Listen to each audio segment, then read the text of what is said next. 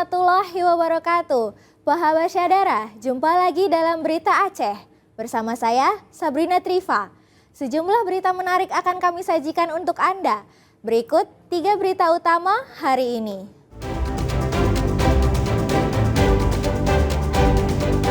Kasus dugaan korupsi proyek jembatan wisata Taman Hutan Mangrove Kota Langsa tetap diproses, apalagi sudah ada 4 tersangka.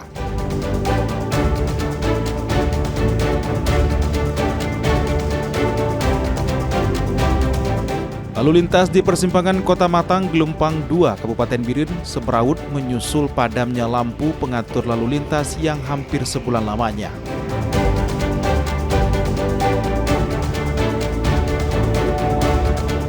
Jumlah guru besar di kampus UIN Araniri Banda Aceh bertambah dengan dikukuhkan 17 profesor secara bersamaan.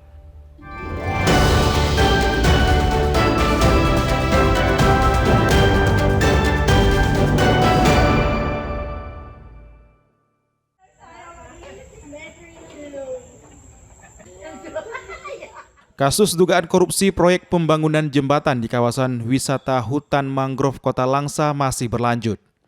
Penyidik Kejaksaan Negeri Langsa masih memeriksa sejumlah saksi selain 4 orang yang telah ditetapkan sebagai tersangka.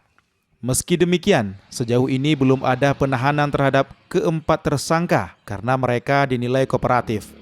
Para tersangka selalu memenuhi panggilan penyidik untuk dimintai keterangannya guna mendalami kasus tersebut. Sebelumnya, Kejaksaan Negeri Langsa menetapkan 4 tersangka sejak 19 Juni 2025 lalu. Mereka diduga terlibat penyalahgunaan anggaran pembangunan jembatan di kawasan mangrove Kuala Langsa. Keempat tersangka masing-masing berinisial BP, pejabat pembuat komitmen, TNF, penyedia jasa, RC, konsultan perencana, dan S, konsultan pengawas.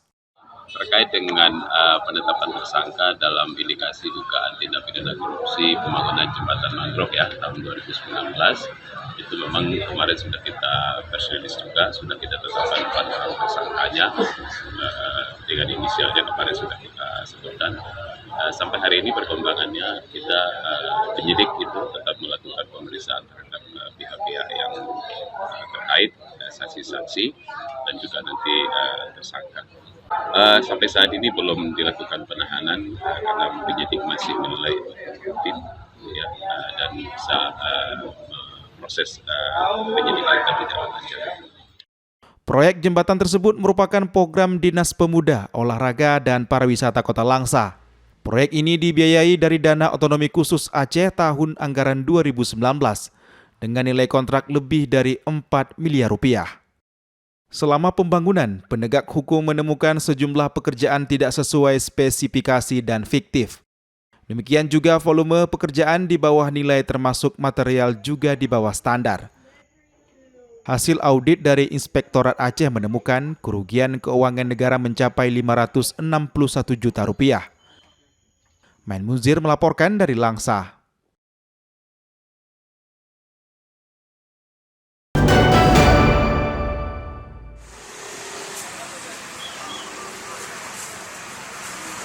Penyerahan surat keputusan SK pengangkatan pegawai pemerintah dengan perjanjian kerja P3K di Aceh masih berlanjut. Sebanyak 161 guru mulai jenjang taman kanak-kanak hingga SMP menerima SK P3K formasi guru dari Pemkab Aceh Barat Daya. Penyerahan SK pengangkatan P3K berlangsung di halaman kantor Bupati Abdiah. Mereka yang menerima SK merupakan para guru P3K untuk formasi pengangkatan 2023. Namun baru Agustus 2025 mendapatkan SK fungsional. Meski telah menunggu hampir 2 tahun, para guru P3K di Abdiah tetap senang telah memperoleh legalitas dari pemerintah. Dari SMP Negeri 1 Blangkidi, pengangkatan P3K di tahun 2023 dan alhamdulillah di tahun 2025 pada hari ini kami mendapatkan SK fungsional bersama teman-teman lain berasal dari SMP dan SD yang berjumlah lebih kurang 100 guru. Ini saudara-saudara kita yang dilantik ini hari sebagai tenaga fungsional penuh itu berjumlah 161 orang. 161 orang. Yang diangkat pada tahun 2023. Jadi hari ini mereka sudah mendapatkan SK fungsional. Dan itu untuk mendapatkan tunjangan profesi lah. Para guru yang mendapatkan SK fungsional penuh dengan pengangkatan 2023 bisa bertugas maksimal dan mendapat hak sesuai ketentuan. Mimi Saputra melaporkan dari Aceh Barat Daya.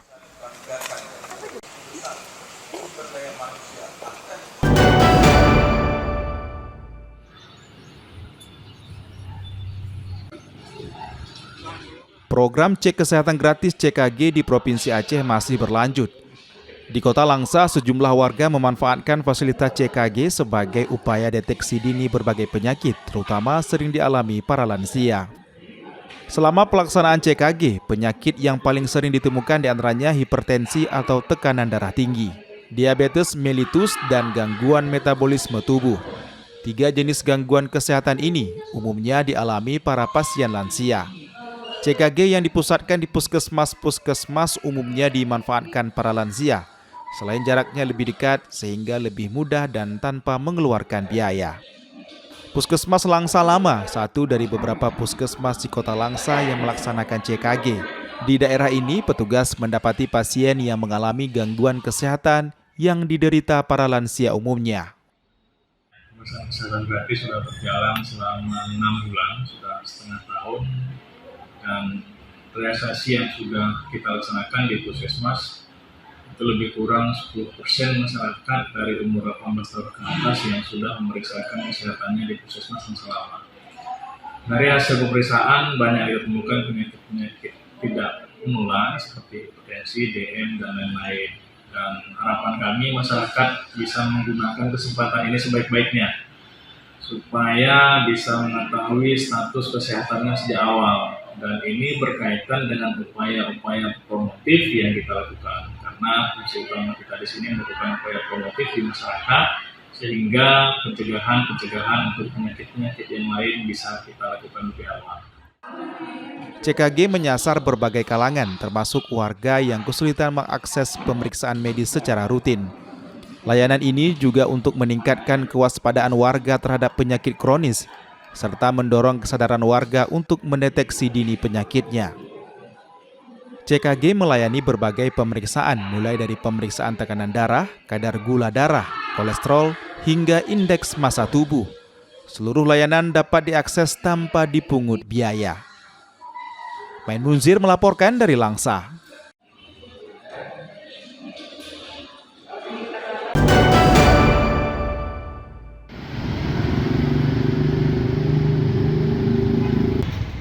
Lampu pengatur lalu lintas di Jalan Lintas Timur Sumatera, Matang, Gelumpang 2, Kabupaten Biren padam. Akibatnya arus lalu lintas di persimpangan Jalan Protokol Ibu Kota Kecamatan Pesangan Semeraut. Lampu pengatur lalu lintas yang sudah sebulan padam hingga kini belum diperbaiki.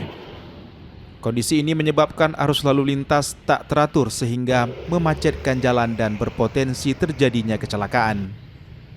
Warga mengeluhkan kondisi lalu lintas yang tidak tertib. Para pengendara saling mendahului akibat tidak ada petugas. Laju kendaraan nyaris tak bergerak, terutama saat jam sibuk. Kendaraan dari 4 arah yang bergerak secara bersamaan memicu kemacetan dan ancaman kecelakaan. Mengalami kemacetan, berbahaya bagi warga karena di sini 54 ramai kali orang. Sering kecelakaan di lampu merah ini karena apabila lampu orang nggak bisa mengetahui lagi kan. Sebaiknya perbaiki lampu ini. Ya Pak. Sering kan? Kalau mati lampu aja tidur lagi. Tapi sekarang lama lampu mati lampu. Harapannya semoga cepat tadi diperbaiki kan untuk keselamatan warga di sini agar semuanya bisa selamat. Warga berharap pihak berwenang segera memperbaiki lampu lalu lintas yang sudah sebulan padam. Karena Simpang 4 Matang Gelumpang 2 merupakan jalur pertemuan arus lalu lintas jalan lintas provinsi dan menuju kampus ternama. Tim Liputan melaporkan dari Biren.